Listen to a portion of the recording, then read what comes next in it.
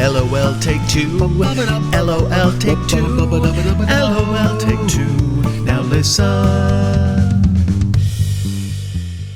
Back in the olden days, now known as the mid-century, calling people on the telephone who lived in another town was a big megilla. You paid extra long-distance phone charges, and the complicated pricing rules for those calls was like buying a rug in Istanbul. If you waited until 5 p.m. weekdays, the rate was cheaper, and it was even less if you called on the weekends. Still, you could rack up quite a bill on one long-distance phone call. A person-to-person call was a type of long-distance phone call requiring an operator to connect you to a specific named person. Unlike a station-to-station call where you pick up the phone, dial, the person answers, and the meter starts running. A person-to-person call's charges would only begin once the specific person was on the line. See where I'm going with this? This service is now virtually obsolete, but back in the day, my family discovered a fantastic use for it. My family wasn't destitute or anything, but we were careful with our long-distance dollars. When we would visit my Grandma May and Papa Lloyd in Sioux City, they'd want to know that we arrived home safely several hours later. I'm not sure who came up with the idea of communicating this information without having to pay long-distance rates, but somebody hatched a plan.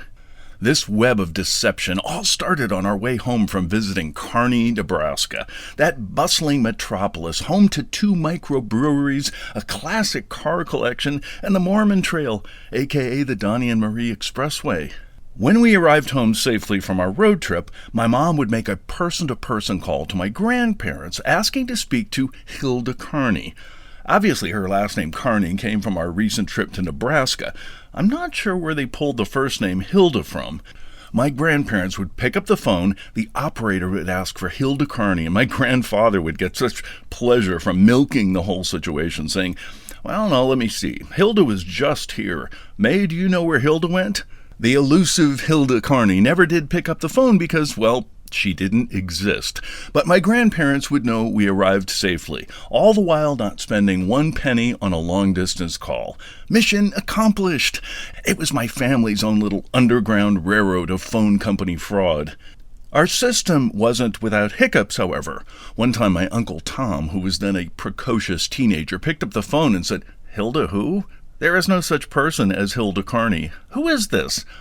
This put my mother in the precarious situation with the operator. Had she written Hilda's number down wrong? Or was she out and out lying and trying to pull one over on the phone company? I'm not sure how she got out of that one, but soon my uncle was brought up to speed and had a blast further embellishing the legend that was Hilda Kearney.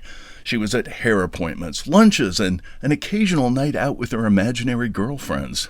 It's kind of sad that person-to-person long-distance calls are pretty much extinct. We just text GHS for got home safely or call with no worry about incurring extra charges. In fact, in-person to in-person seems to be the way of most things these days. Companies simply do not want you talking to a live human being, and after 10 minutes of screaming, "Representative," and punching 9 on your keypad until your poor thumb is dislocated, sometimes you have the good fortune of finally getting through to a real person. Of course, they're usually in some call center on the other side of the world with fake names like Howard or Jane, and whom you cannot understand a lick of what they are saying.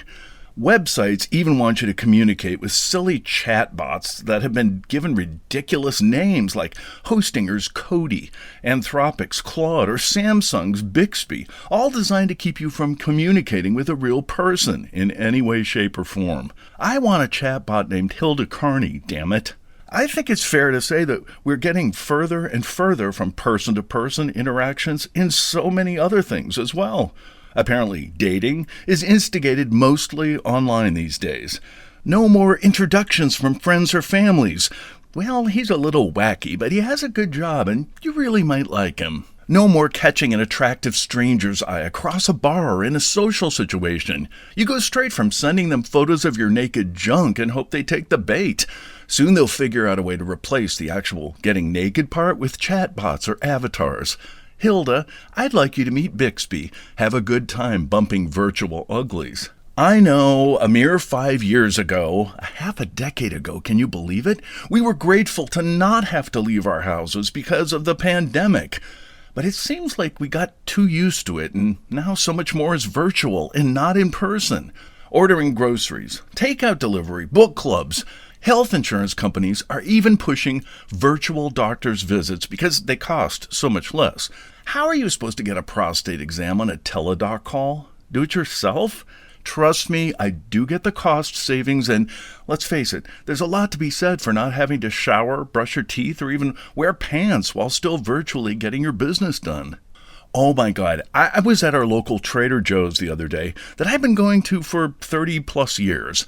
I used to see Adam Schiff shopping there when he was our local representative. I guess I was out of the habit of going to this particular TJ's. I walked in with my pumpkin stuffed with everything good dinner party list, and they had done a remodel in the store. Not a major remodel. It was very subtle, but a remodel nonetheless.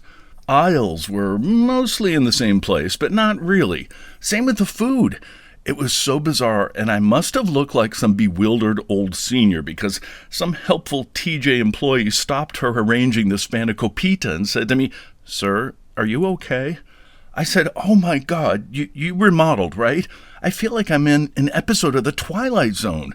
Indeed, they had just remodeled, and I guess I hadn't been there for several months. I was kind of embarrassed, as there's nothing worse than having a concerned store employee stop you, but I'll be honest, I appreciated the in-person concern. It was a kumbaya moment, and kind of nice to have another human actually worried that I had lost my mind. On 60 Minutes a few weeks ago, some wacky AI computer nerd said that within 5 years, half of all entry-level white-collar jobs will be replaced by AI, which will save companies billions of dollars.